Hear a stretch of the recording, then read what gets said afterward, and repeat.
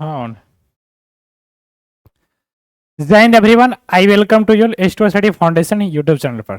मैं विकास रंजन और आज जो क्लास होने वाली है वह हम लोग लेक्चर 2 की क्लास करेंगे। इसमें जो हम लोग का क्लास हो रहा था वह क्या चीज़ है, तो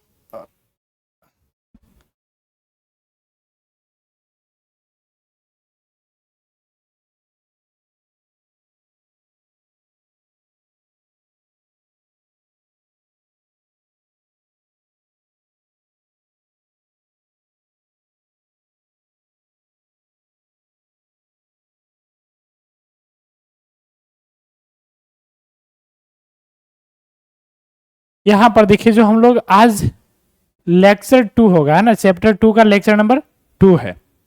यानी यहाँ पर हम लोग जो कर रहे हैं, हम लोग का जो अध्याय 2 चल रहा है और अध्याय 2 में भारतीय अर्थव्यवस्था के क्षेत्रक, यानी हम लोग इसने यहाँ पर नेशनल जो भारतीय अर्थव्यवस्था के क्षेत्रक यानी सेक्टर के बारे में पढ़ रहे थे, है ना, जिसमें लेक्चर 1 कंप्लीट हो गया है। आज की क्लास में जो लेक्चर 2 होगा, आप यदि उसको नहीं देखे हैं तो इसी चैनल के प्लेलिस्ट में जाएंगे, आपको वहां पर मिल जाएगा।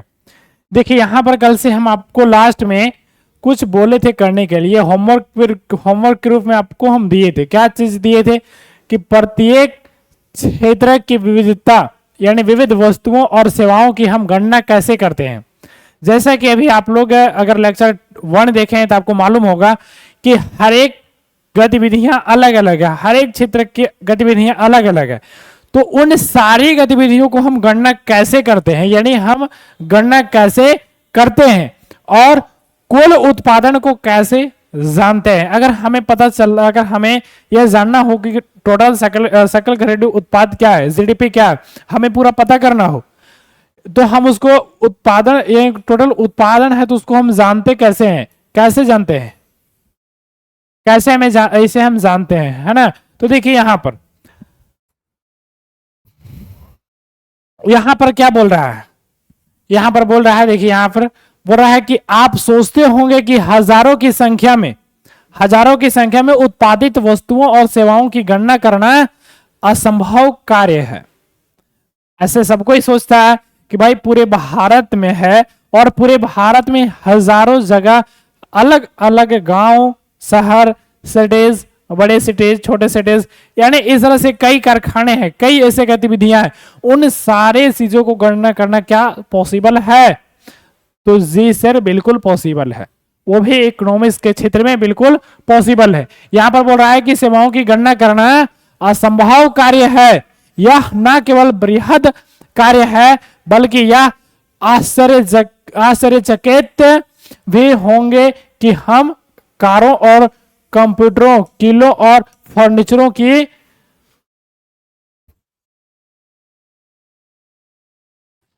की संख्या का योगफल कैसे कर सकते हैं। यह अत्यंत बेतुका बात है। यानी यहां पर बोल रहा है कि एकदम इनलॉजिकल, अबसर्ड बात है, हम कैसे उन सारी चीजों को गणना करेंगे।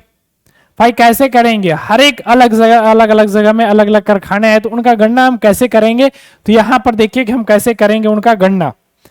यहां पर बोल रहा है कि आप बिल्कुल सही सोचते हैं, आप यदि ये सब सोच रहे हैं तो आपके लिए सही है, आप बिल्कुल सही सोच रहे हैं, है ना, सही सोच रहे हैं। इस समस्या के समाधान के लिए अर्थशास्त्रियों का सुझाव है कि वस्तुओं और सेवाओं की वास्तविक संख्या, यानी जो उसका रियल नंबर है, वस्तुओं और सेवाओं की वास्तविक संख्या का योग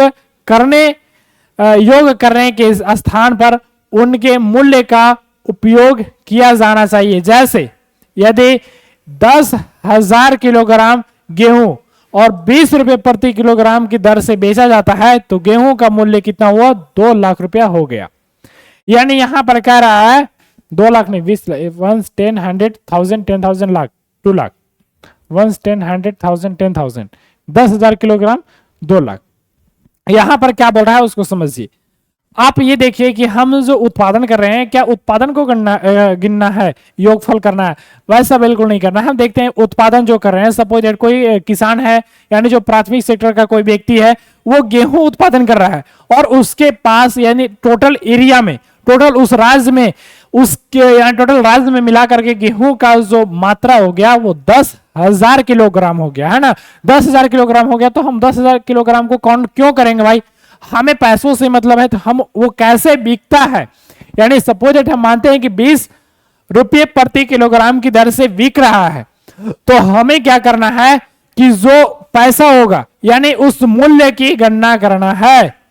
अब आगे देखिए कि 15 रुपये प्रति नारियल की दर से 500 नारियल का मूल्य 7,500 होगा। इस प्रकार तीनों क्षेत्र के वस्तुओं और सेवाओं के मूल्य की गणना की जाती है। यानी जैसे हम यहां पर गणना किए उसी प्रकार हर एक क्षेत्र के मूल्यों की क्या की जाती है, गणना की जाती है, समझे। और उसके बाद उसका क्या करते हैं, योगफल प्राप्त करते हैं। इसके बाद उन सारी चीजों को गणना करने के बाद हम उसका योगफल प्राप्त कर लेते हैं और हमें पता चल जाता है ना। अब आगे देखिए,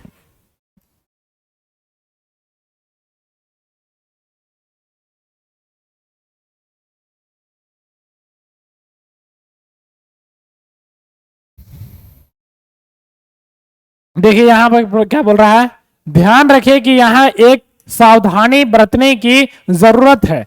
क्या सावधानी बरतने की जरूरत है भाई, अभी हम लोग पूरा देख के आए हैं कि पूरा वस्तु को ना गिन करके हम उसके मूल्यों को गिनते हैं, है ना। और इसी प्रकार तीनों क्षेत्रकों में गणना करते हैं। लेकिन यहां पर बोल रहा है कि ध्यान रखिए कि यहां एक क्या है, सावधानी बरतने की जरूरत है। उत्पादित और बेची गई प्रत्येक वस्तु या सेवा, वस्तु हो गया या सेवा हो गया, की गणना करने की जरूरत नहीं है। केवल अंतिम वस्तुओं और सेवाओं की गणना का औचित्य है।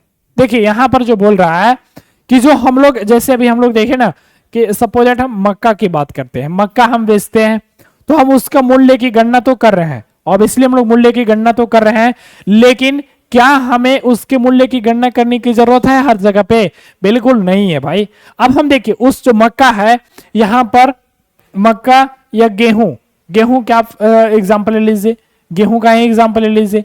मक्का को मिल में उससे जो उत्पादित वस्तु है हम उसका भी गणना कर सकते हैं। इसी प्रकार आप गेहूं का एग्जांपल ले सकते हैं कि गेहूं के जो मूल्य है उसको हमें गणना करने की जरूरत नहीं है, बल्कि गेहूं जो मिल में जा रहा है, अब मिल से जो उत्पादित हो रहा है उत्पादित जाकर जाता है बिस्किट फैक्ट्री में, और बिस्किट फैक्ट्री इसके बाद जब वस्तुओं का सेवा पहुंचाता है यानी लोगों तक पहुंचाता है, तो उसका मूल्य क्या है, हमें उस चीज की गणना करने की जरूरत है। जैसे यहां पर बोल रहा है 20 रुपए प्रति किलोग्राम की दर से गेहूं बेचता है, मिल में गेहूं की पिसाई होती है और बिस्किट कंपनी को आटा किसे मिलता है, 25 प्रति किलोग्राम की दर से बेचा जाता है। बिस्कुट कंपनी आटा के साथ यहां पर क्या करेगी, जो बिस्कुट कंपनी है वो आटा के साथ सिर्फ तो आटे ना के नहीं बाजार में बेच देगी, वो आटा के साथ और कुछ भी मिलाएगी, है ना। तो यहां पर देखिए आटा, अब बिस्कुट जो कंपनी है, और जो बिस्किट कंपनी है, बिस्कुट कंपनी आटा के साथ चीनी भी मिलाती है एवं उसके साथ तेल भी मिलाता है ना। जो कंपनी है चीनी तेल वगैरह सब कुछ मिलाता है। अब चीजों का उपयोग कराती है और बिस्कुट के 4 पैकेट बनाती है, और वह बाजार में उपभोक्ताओं को 80 में यानी टोटल जो बिस्किट 25 रुपए ले लिया अपना वो आटा, और उसको टोटल मिला करके जो है 80 में यानी 20 रुपये प्रति पैकेट, एक पैकेट बनाता है, कैसे 20 रुपये प्रति पैकेट, और उस प्रकार 80 में टोटल बेच देता है, तो बिस्कुट बेची जाती है। अतः बिस्कुट सही अंतिम उत्पादन, बिस्कुट ही क्या है, बिस्कुट ही अंतिम उत्पाद है, अर्थात वह वस्तु जो उपभोक्ताओं तक पहुंचती है। केवल अंतिम वस्तुओं और सेवाओं का ही गणना क्यों की जाती है। अब यहां पर देखिए, यानी जो वस्तु है उपभोक्ताओं तक अंतिम मूल्य के रूप में जो पहुंचता है हम उसकी गणना करते हैं। लेकिन यहां पर आपसे एक क्वेश्चन पूछ रहा है क्वेश्चन कि केवल अंतिम मूल्यों, अंतिम वस्तुओं और सेवाओं की गणना क्यों करते हैं, क्यों की जाती है, ऐसा क्वेश्चन पूछ लिया।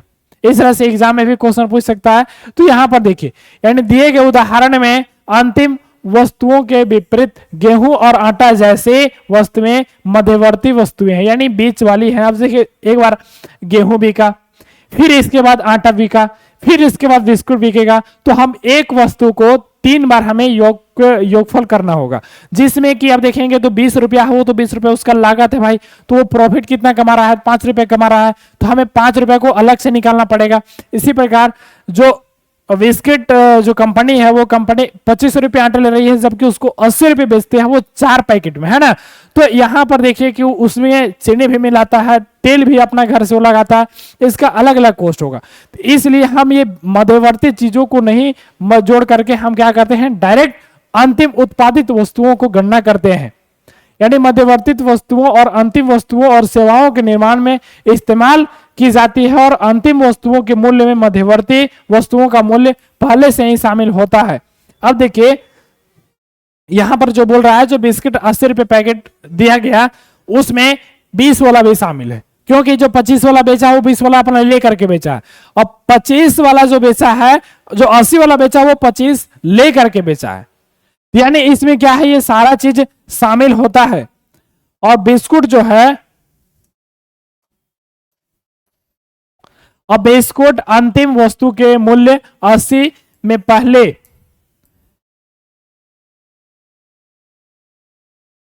से ही आटा का मूल्य 25 शामिल है। बिस्कुट, आप देखिए बिस्कुट 80 में बेच रहा है, लेकिन उसमें आटा का मूल्य शामिल है। इसी प्रकार अन्य जो सभी मध्यवर्ती वस्तुओं का मूल्य भी शामिल होगा, है ना। जैसे चीनी वगैरह, गन्ना वगैरह से गुड़ चीनी, इस तरह से सब चीज क्या होगा, यानी वस्तुओं में शामिल होगा। अतः गेहूं और आटा के मूल्य की अलग अलग गणना उचित नहीं है, क्योंकि तब हम एक ही वस्तु के मूल्य की गणना कई बार करते हैं, पहले गेहूं के रूप में, फिर आटा के रूप में, और अंततः अंतिम वस्तु बिस्कुट के रूप में। तो मूल्य की कई बार गणना करते हैं। समझ में आया कि हम एक मूल्य को कितना बार गणना कर रहे हैं। इसीलिए हम मध्यवर्ती चीजों को गणना नहीं करते हैं, बल्कि जाकर के हम अंतिम वस्तुओं की गणना करते हैं, क्योंकि जो मध्यवर्ती होता है वो इंक्लूड हो जाता है जो फिनिश गुड्स होता है उसमें, है ना। अब यहां पर आप यहां पर देखिए,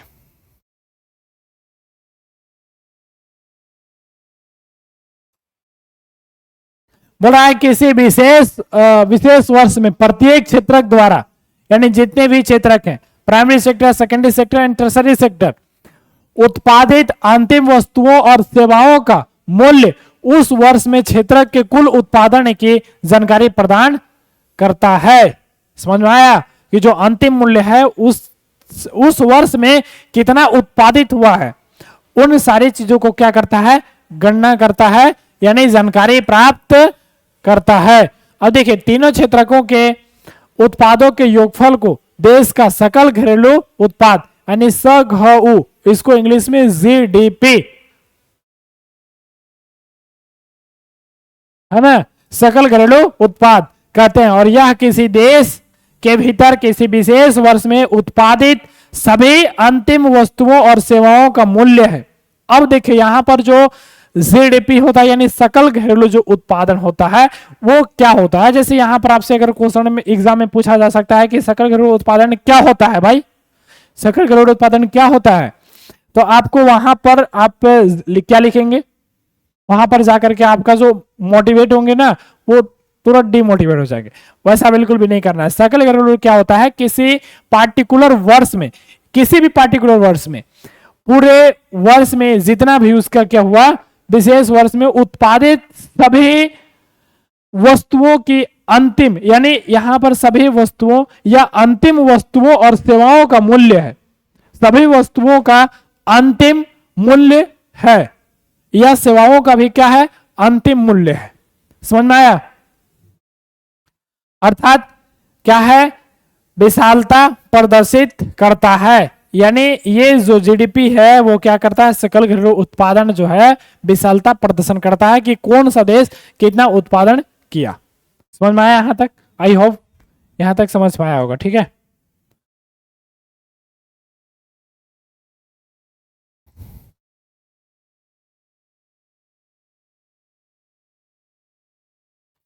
अब यहां पर देखिए थोड़ा सा आपको समझने वाली बात है, यहां पर बोल रहा है जो भारत में सकल घरेलू उत्पादन मापन जैसा कठिन कार्य केंद्र सरकार के मंत्रालय द्वारा किया जाता है। यानी देखिए, यह काम जितना हम सकल घरेलू उत्पादन की बात कर रहे हैं, क्या वह इजी काम है भाई? बिल्कुल इजी काम नहीं है, समझे? यानी यह एक कठिन काम है और यह कठिन काम को केंद्र सरकार के मंत्रालय के द्वारा किया जाता है। केंद्र सरकार के क्या मंत्रालय के द्वारा किया जाता है, और यह मंत्रालय राज्यों एवं केंद्रों शासित क्षेत्रों के विभिन्न सरकारी विभागों की सहायता से वस्तुओं और सेवाओं की कुल संख्या और उनके मूल्य से संबंधित सूचनाएं एकत्र करता है और तब जीडीपी का अनुमान करता है। समझ में आया?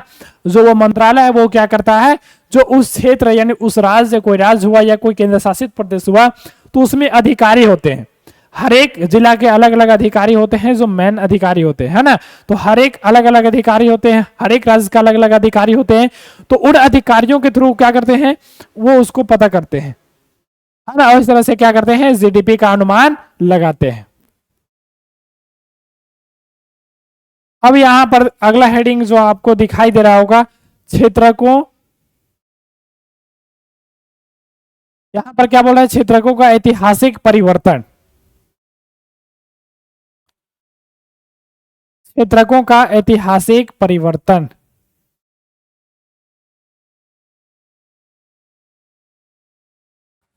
क्षेत्रकों का ऐतिहासिक परिवर्तन, यहां पर देखिए क्या बोल रहा है, सामान्यता यानी सामान्यतः अधिकांश विकसित देशों के इतिहास में यह देखा गया है कि विकास की प्रारंभिक अवस्थाओं में जो प्राथमिक क्षेत्र की आर्थिक सक्रियता का सबसे महत्वपूर्ण क्षेत्र रहता है। यानी यहां पर जो जितना भी विकसित देश जो हुए हैं, जो विकसित देश हैं, उनमें आप यदि देखेंगे, वहां पर आप देख पा रहे होंगे कि उनका जो प्रारंभिक अवस्था है, तो प्रारंभिक अवस्थाओं में प्राथमिक क्षेत्र ही आर्थिक सक्रियता का सबसे महत्वपूर्ण क्षेत्र रहा है। जैसे अगर हम यहीं पर भारत की बात करते हैं, भारत में मेडिवल पीरियड में क्या था, वहां पर सिर्फ आपको कृषि पशुपालन देखने को मिलता होगा। सिंधु सभ्यता में क्या था, वहां पर वहां भी आपको पशुपालन था, कृषि वहां भी स्टार्ट हो गया था, लेकिन वहां उद्योगीकरण भी शुरू हो गया था, है ना? लेकिन हम मेडिवल पीरियड में देखते हैं, यह जो अंग्रेज सिस्टम आया था, उसमें क्या उनका मेन पर्पस क्या था, वो टैक्स वगैरह लेते थे, किससे? कृषक से, लोगों से, जो किसान वगैरह खेती किया करते थे।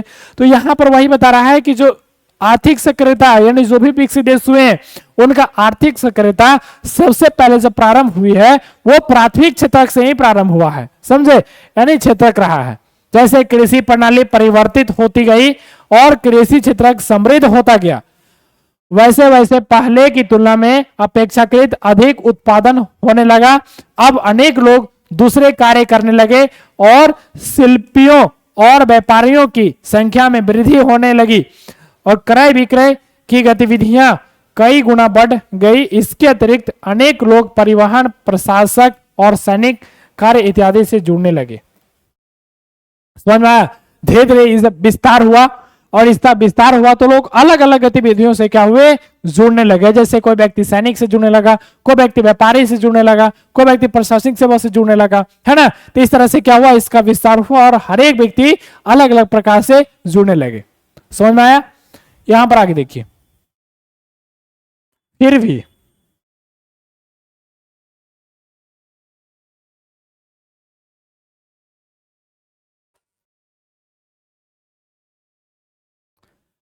इस अवस्था में अधिकांश उत्पादित वस्तुएं प्राकृतिक उत्पाद थे।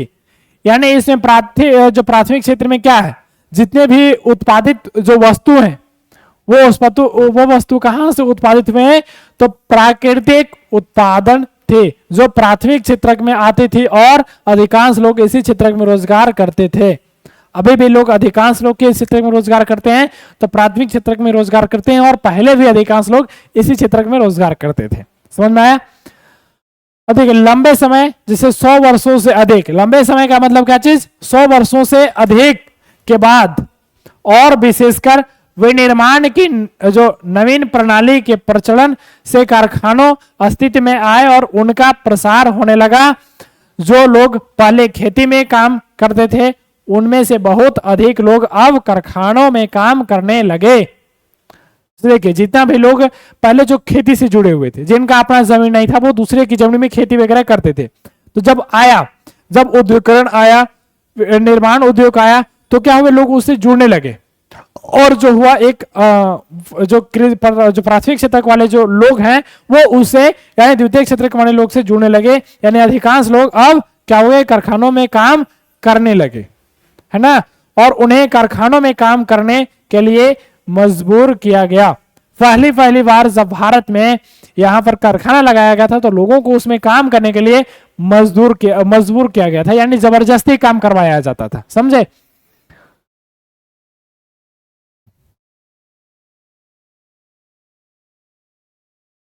यहां पर देखिए जैसे कि बता रहा है, जैसा कि आपने इतिहास में पढ़ा है, कारखानों में सस्ती दरों पर उत्पादित वस्तुओं का लोग इस्तेमाल करने लगे थे। यानी जो सस्ती दर पे जो उत्पादित वस्तु था उसका क्या करते थे, इस्तेमाल करने लगे। और कुल उत्पादन एवं रोजगार की दृष्टि से द्वितीय क्षेत्र सबसे महत्वपूर्ण हो गया और इस कारण अतिरिक्त समय में भी काम होने लगा और इसका अर्थ है कि क्षेत्रकों का महत्व परिवर्तित हो गया। यानी जो लोग पहले प्राथमिक क्षेत्र में कहीं ना कहीं निर्भर करते थे, अब उनका जो क्षेत्र में परिवर्तित हो गया और द्वितीय क्षेत्र में चला गया। अब ऐसा क्यों हुआ कि भाई इसका महत्व बढ़ने लगा, और जब महत्व बढ़ने लगा तो खाली समय में यानी बंद समय में भी इसमें काम चलता था, समझे। यानी क्षेत्रकों का महत्व परिवर्तित हो गया।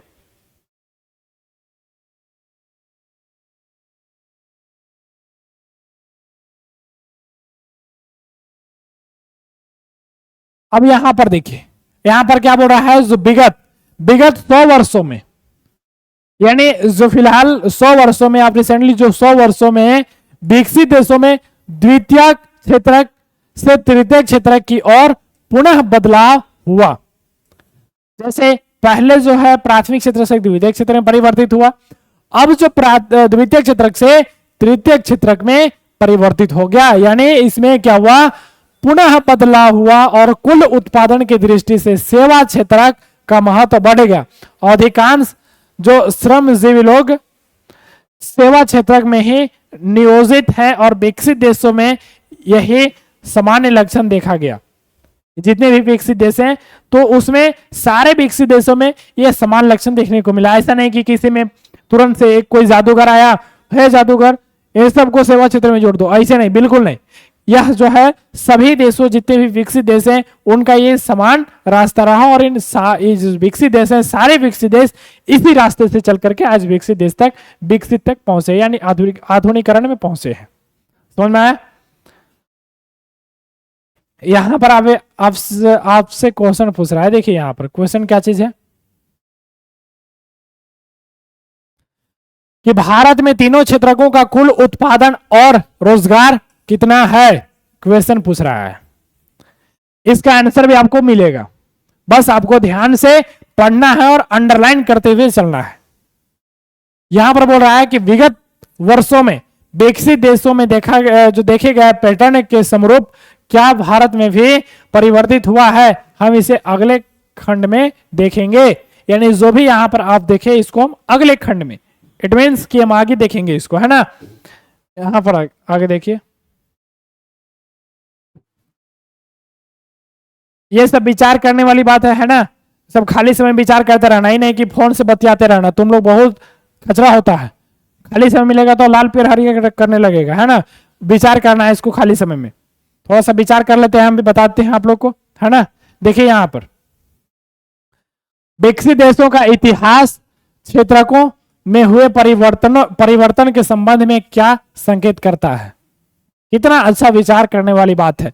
4-5 को एक जगह बैठ जाओ, स्टैटिस्टिक वीडियो में बताया है ना कि 4-5 को एक जगह बैठ के अंतिम समय में तैयारी किया जाता है, तो इसमें 4-5 को एक जगह बैठ जाओ। अब खचरा को बैठाना नहीं है, जो पढ़ने लिखने में अच्छा होगा उसी को बैठाना है। तो इसमें क्या करना है, इसको चर्चा करना है। तो वहां पर अलग अलग जो सभी लोग हैं उनका विचार अलग निकलेगा। इसके बाद सभी को कंपाइल करके आप इसका उत्तर लिख देंगे। समझ में आया।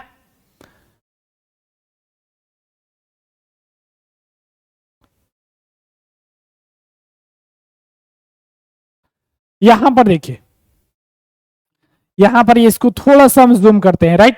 यहाँ पर थोड़ा सा ये इस समझाने वाली बात है, तो इसको थोड़ा सा हम जूम करते हैं, यानी हम इसको देखें।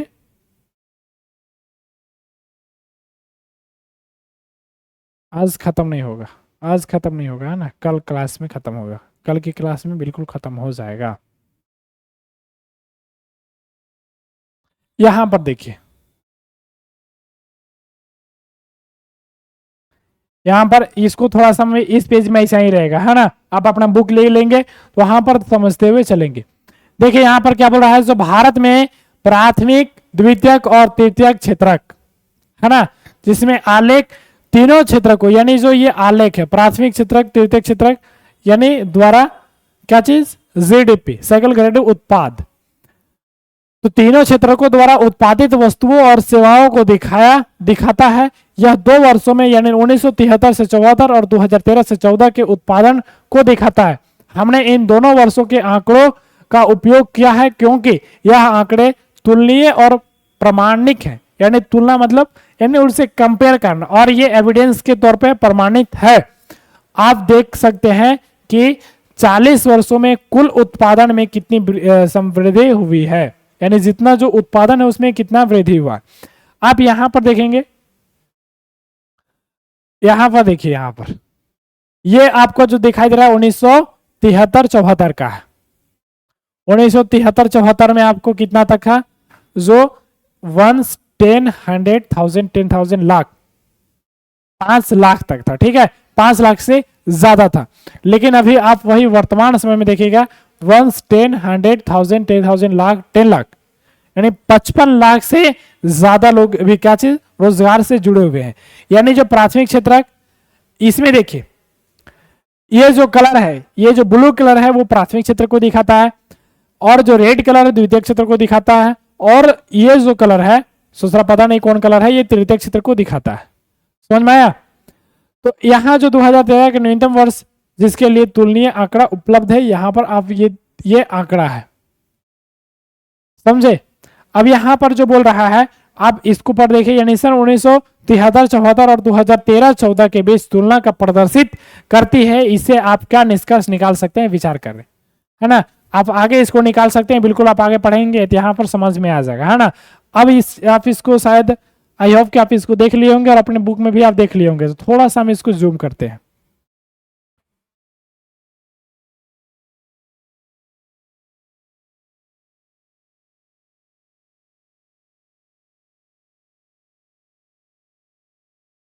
जैसे यहां पर देखिए, जो उत्पादन में तृतीय क्षेत्र का बढ़ता महत्व, आप देख रहे होंगे कि उत्पादन में धीरे धीरे तृतीय क्षेत्र का महत्व बढ़ने लगा, जैसे कि यहां पर अब यहां पर देख पा रहे होंगे, ये देखिए ये प्राथमिक क्षेत्र है, द्वितीय क्षेत्र, और देखिए यहां पर ये क्या है, तृतीय क्षेत्र, कैसे उसका उत्पादन बढ़ रहा है, देख रहे हैं ना ये डाटा को। यहां पर देखिए सबसे पहले जो 1973 से 74 में लोग सबसे ज्यादा जो है प्राथमिक क्षेत्र में लोग निर्भर है, लेकिन वहीं पर आप देखेंगे 1900 यानी अब उसमें द्वितीय क्षेत्र में बहुत कम लोग हैं और तृतीय क्षेत्र में और भी कम लोग, यानी इससे ज्यादा है, द्वितीय क्षेत्र से ज्यादा है ना। तो यहां पर आप डाटा को देख रहे हैं, तो यहां पर क्या बोल रहा है आप इसको समझिए थोड़ा सा, है ना।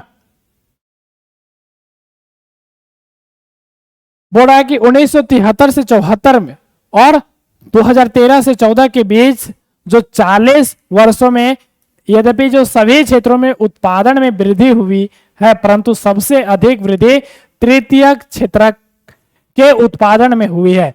परिणाम था वर्ष 2013 और 14 में भारत में प्राथमिक क्षेत्रक और प्रतिस्थापित करते हुए तृतीय क्षेत्रक सबसे बड़े उत्पादक क्षेत्र के रूप में उभरा, यानी जो प्राथमिक क्षेत्र को पछाड़ते हुए, ढकलते हुए तृतीय क्षेत्र सबसे आगे निकल गया।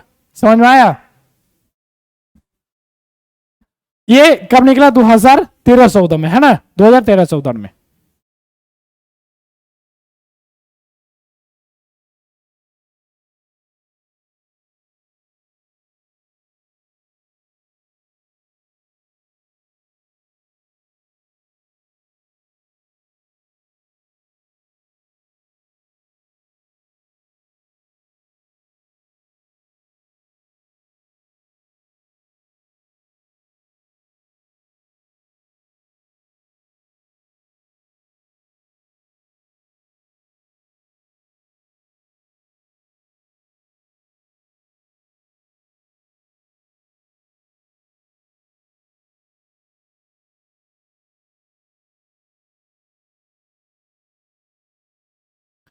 यहाँ पर देखिए यानी 2000 क्या बोल रहा है 2013-14 में भारत में प्राथमिक क्षेत्र को प्रतिस्थापित करते हुए यानी उन्हें अपने स्थान से हटाते हुए तृतीय क्षेत्रक सबसे बड़े उत्पादक क्षेत्रक के रूप में उभरा है।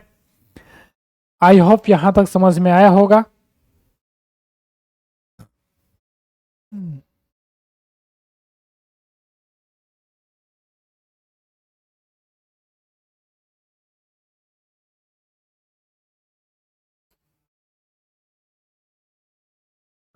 यहां देखिए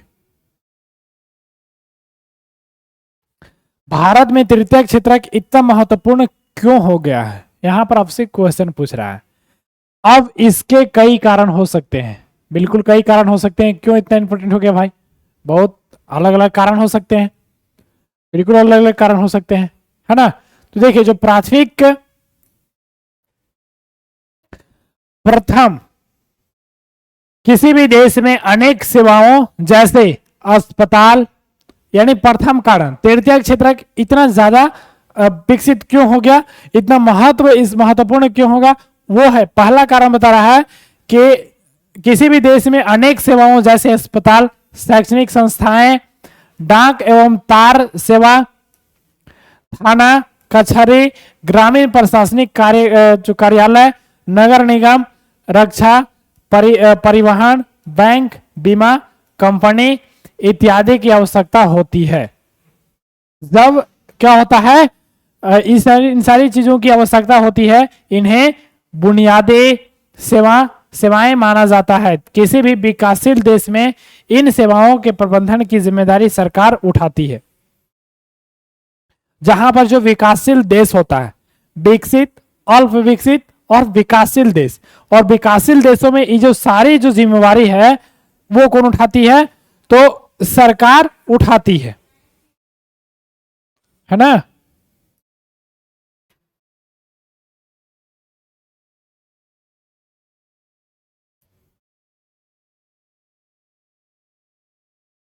अब दूसरा कारण है, पहला कारण आपने जान लिया, अब दूसरे कारण को समझो। दूसरा कारण को समझो जो द्वितीयक है, कृषि एवं उद्योग के विकास से परिवहन, व्यापार, भंडार जैसे सेवाओं का विकास होता है, और प्राथमिक और द्वितीय क्षेत्र का विकास जितना अधिक होगा ऐसी सेवाओं की मांग उतना ही अधिक होगी। दूसरा कारण ये है ना। अगला कारण देखिए जिसमें तीसरा कारण है जैसे जैसे आय बढ़ती है यानी जैसे जैसे इनकम बढ़ता है, कुछ लोगों अन्य से कई सेवाओं जैसे रेस्तरा, पर्यटन, शॉपिंग, निजी अस्पताल, निजी विद्यालय, व्यावसायिक प्रशिक्षण इत्यादि की मांग शुरू करते हैं।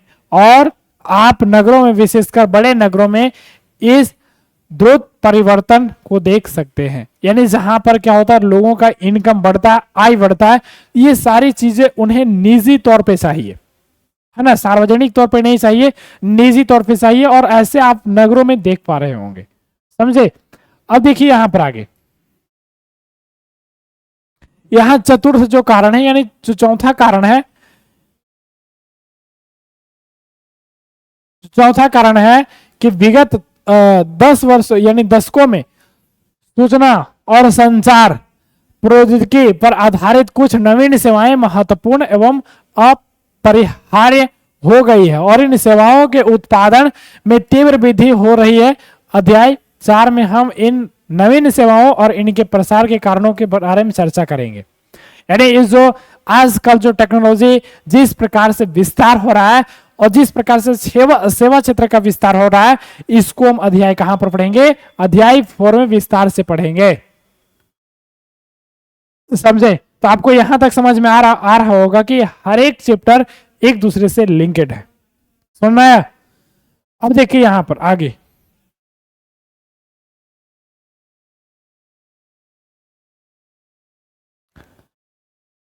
यहां पर देखिए कि अंततः आपको याद रखना चाहिए कि सेवा क्षेत्र की सभी सेवाओं में समान रूप से समृद्धि नहीं हो रही है। यानी सेवा क्षेत्र है, उन सेवा क्षेत्र में भी सभी सेवाओं में, जो सभी सेवा है उसमें समान रूप से समृद्धि यानी वृद्धि नहीं हो रही है। भारत में जो सेवा क्षेत्र कई तरह के लोगों और लोगों को नियोजित करते हैं, एक और उन सेवाओं की संख्या सीमित है जिसमें अत्यंत कुशल और शिक्षित श्रमिकों को रोजगार मिलता है, और दूसरी ओर बहुत अधिक संख्या में लोग छोटी दुकान, मरम्मत कार्यों, परिवहन जैसी सेवाओं में लगे हुए हैं। जैसे देखिए यहाँ पे आप लोग सभी लोग जानते हैं कि अब जो सेवा क्षेत्र है, जो रोजगार है, यानी गवर्नमेंट के द्वारा जो सेवा क्षेत्र में जिन्हें भेजा जाता है, वो एक क्या है, वो सीमित साधन है। यानी वो क्या चीज है, वो मतलब बोले तो वो सीमित है, और जिसमें कि अत्यंत कुशल और शिक्षित श्रमिकों को रोजगार मिलता है, और उसमें भी सीमित है। तो सीमित में क्या वो बुड़बक आदमी के लेगा, अनपढ़ आदमी के लेगा, बकरोल आदमी के लेगा? नहीं ना। वो जो शिक्षित होंगे श्रमिकों को शिक्षित को रोजगार उससे मिलेगा, है ना। शिक्षित यानी कुशल और शिक्षित, एक्सपर्ट एंड एजुकेटेड श्रमिकों को रोजगार मिलता है। दूसरी ओर जो बहुत अधिक जो संख्या है, वो छोटे मोटे दुकान में अपनी जीविका चलाने के लिए क्या कर रही है, अपना लगे हुए हैं। वे लोग बड़ी मुश्किल से जीविका निर्वहन कर पा रहे हैं, और वे इन सेवाओं में इसलिए लगे हुए हैं क्योंकि उनके पास कोई अन्य वैकल्पिक नहीं है। बताओ कि लोग छोटे छोटे दुकान में क्यों लगे हुए हैं, ठेला में लोग क्यों लगे हुए हैं, बीच में चौराहा में गुमटी लगा करके क्यों लोग लगे हुए हैं? क्योंकि उनके पास और ज्यादा विकल्प ऑप्शन नहीं है। समझ में आया?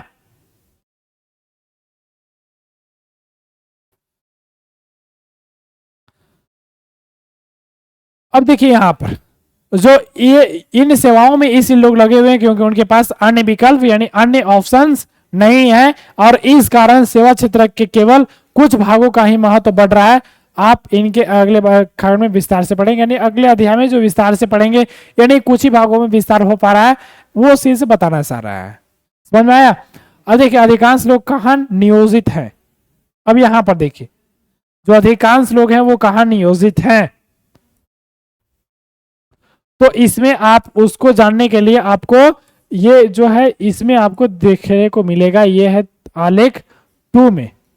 ये आलेख 2 को आप देखिए, ये आलेख 2 को देखिए, तब आपको पता चलेगा कि अधिकांश लोग कहां पर नियोजित हैं, लगे हुए हैं, कहां पर लगे हुए हैं, है ना।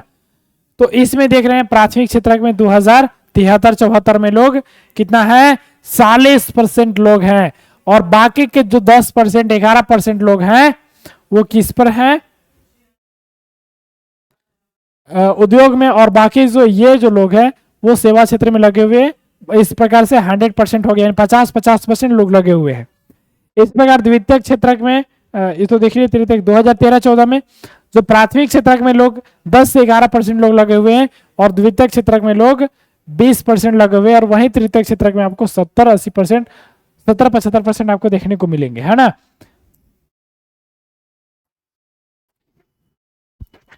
ये जो है यहाँ पर अब यहाँ से क्लियर होता है कि तीनों क्षेत्रकों की जो प्रतिशत हिस्सेदारी प्रस्तुत करता है।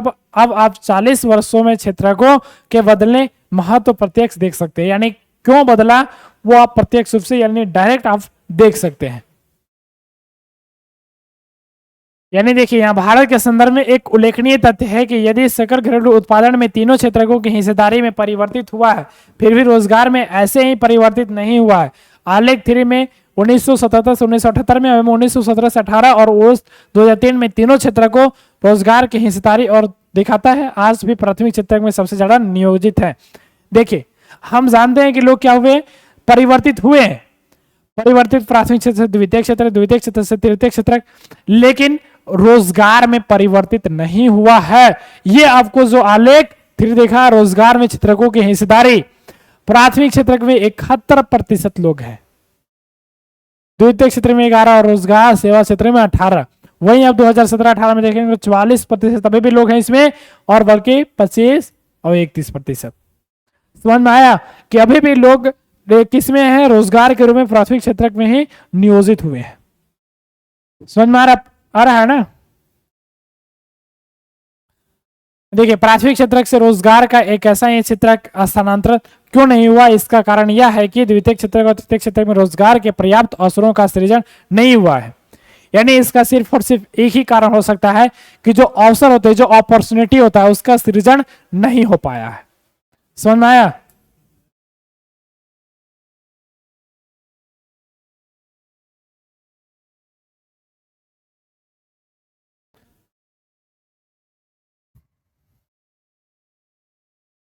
यहां पर देखिए, यानी अवधि में वस्तुओं के औद्योगिक उत्पादन में 3 गुना से ज्यादा वृद्धि हुई है, परंतु औद्योगिक रोजगार में लगभग 3 गुना की वृद्धि हुई है। तृतीय क्षेत्रक पर यही बात लागू होती है। सेवा क्षेत्रक में उत्पादन में 14 गुना वृद्धि हुई है, परंतु रोजगार में 5 गुना से भी कम हुआ है। 14 सेवा क्षेत्रक में 14 गुना वृद्धि हुई है, लेकिन रोजगार उत्पादन में कितना? केवल और केवल 5% वृद्धि हुई है। आप इसको समझ पा रहे होंगे, है ना? ये देखिए, परिणामतः क्या है, देश में आधे से अधिक श्रमिक प्राथमिक क्षेत्र मुख्यतः कृषि क्षेत्र में काम कर रहे हैं, जिसका सकल घरेलू उत्पादन योगदान लगभग 1/6 भाग है। यानी 1/6, 6 में केवल और केवल 1 भाग उनका योगदान है।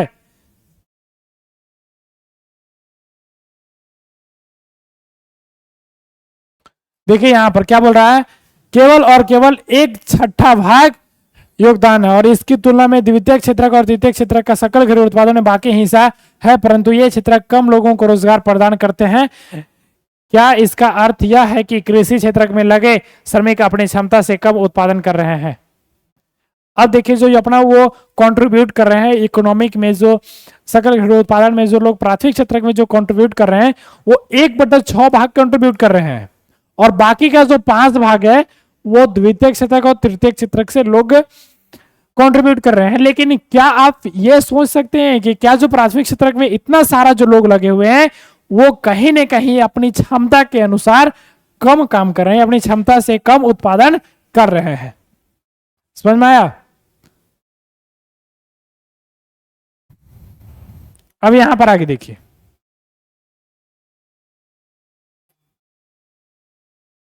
क्या इसका अर्थ यह है कि कृषि में आवश्यकता से अधिक लोग लगे हुए हैं? इसका कारण ये भी हो सकता है, वहां कृषि में जितना की आवश्यकता नहीं है उससे अधिक लोग उसमें लगे हुए हैं। अतएव यह आप कुछ लोगों को कृषि क्षेत्र से हटा देते हैं तब भी उत्पादन प्रभावित नहीं होगा। दूसरे शब्दों में, कृषि क्षेत्र के श्रमिकों को अल्प बेरोजगारी है, नहीं तो वो पूरा बेरोजगार है और नहीं तो पूरा रोजगार है। वो कैसे हैं? अल्प रोजगार वाले व्यक्ति, रोजगारी वाले व्यक्ति हैं कौन में? जो कृषि क्षेत्र में लगे हुए हैं। यानी यहां पे कहना है कि जो लगे हुए हैं, जितना लोग कंट्रीब्यूट कर रहे हैं अपने इकोनॉमिक में, जो जीडीपी में जितना प्राथमिक क्षेत्र में लोग लगे हुए हैं, उसमें उनकी एफिशिएंसी के अनुसार बहुत कम हो रहा है, लेकिन जितने लोग उसमें लगे हुए हैं उतना लगने की उसमें जरूरत ही नहीं है। समझ में आया? उतना लगने की जरूरत नहीं है। अगर उसमें आधे लोग भी कर देंगे, यानी उससे कम भी लोग रहेंगे तो भी उतना ही कंट्रीब्यूट करेंगे, और यदि आधे लोग भी हो जाएंगे तो भी उतना ही कंट्रीब्यूट करेंगे। समझ में आया?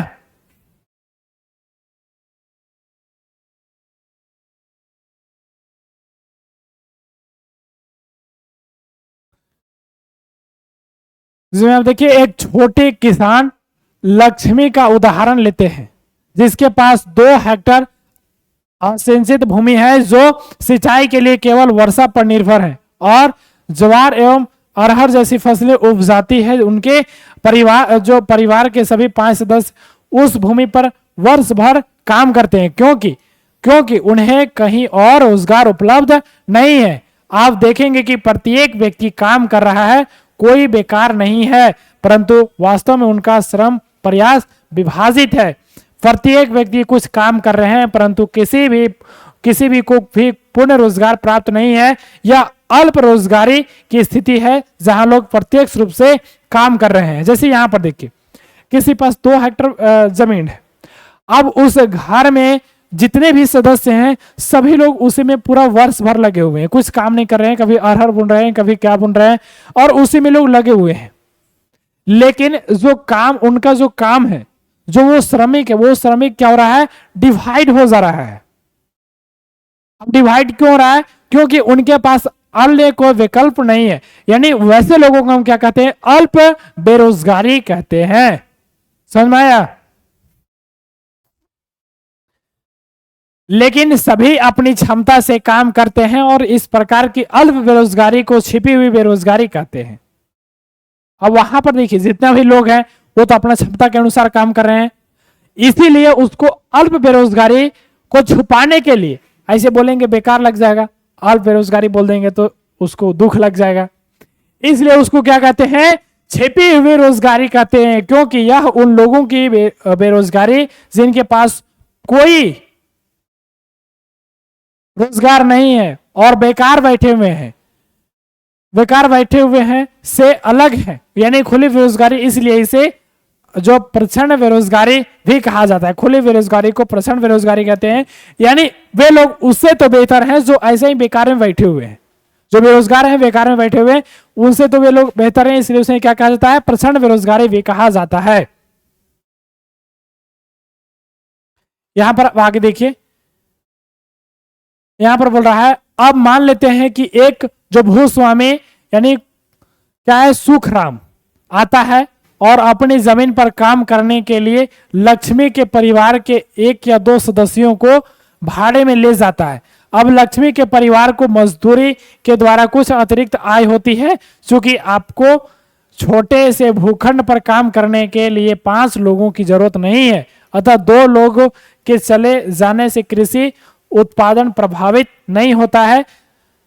यानी यहां पर जो बोल रहा है, जो लक्ष्मी के परिवार के बारे में आप वहां पर देखें जिसमें 5 सदस्य हैं, उनके पास 2 हेक्टेयर जमीन है।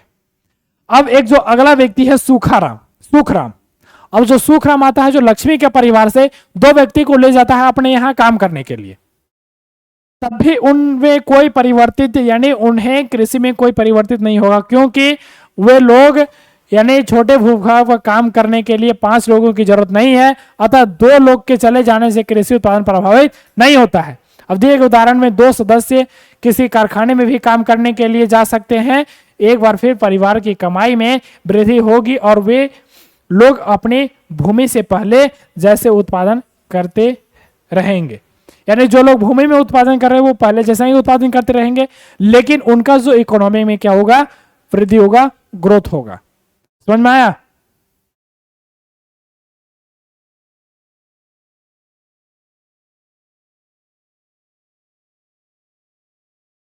अब जब देखिए यहां पर जो भारत में जो लक्ष्मी की तरह लाखों किसान है, लक्ष्मी के जो सदस्य हैं उसकी तरह लाखों किसान है, इसका अर्थ है कि यदि हम कुछ लोगों के कृषि क्षेत्र से हटाकर उन्हें कहीं और जो समुचित रोजगार उपलब्ध करा दे तो भी कृषि उत्पादन पर बुरा प्रभाव नहीं पड़ेगा। कोई अन्य रोजगार करने से लोगों की आय से परिवार की कुल आय में वृद्धि होगी। यानी जो अन्य अगर काम कर रहे हैं तो उनसे क्या होगा, उनके आय में वृद्धि होगा।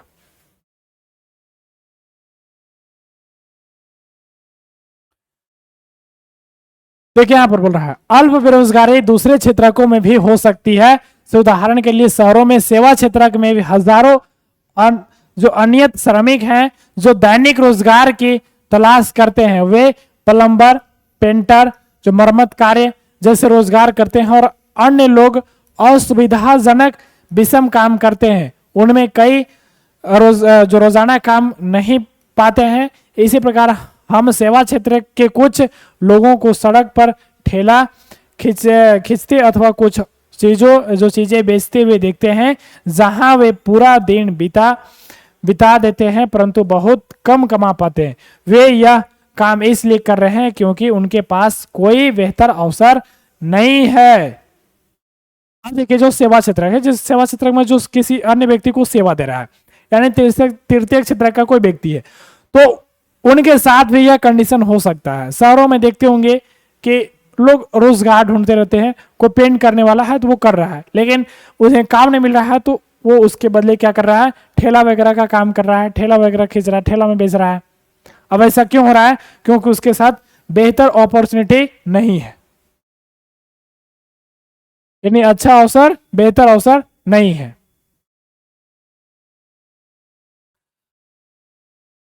अब यहां पर देखिए ये जो अतिरिक्त रोजगार का सृजन कैसे होगा या कैसे होगा, इसको हम नेक्स्ट क्लास में करेंगे, है ना। आज की क्लास को यहीं पर पूर्ण विराम देते हैं।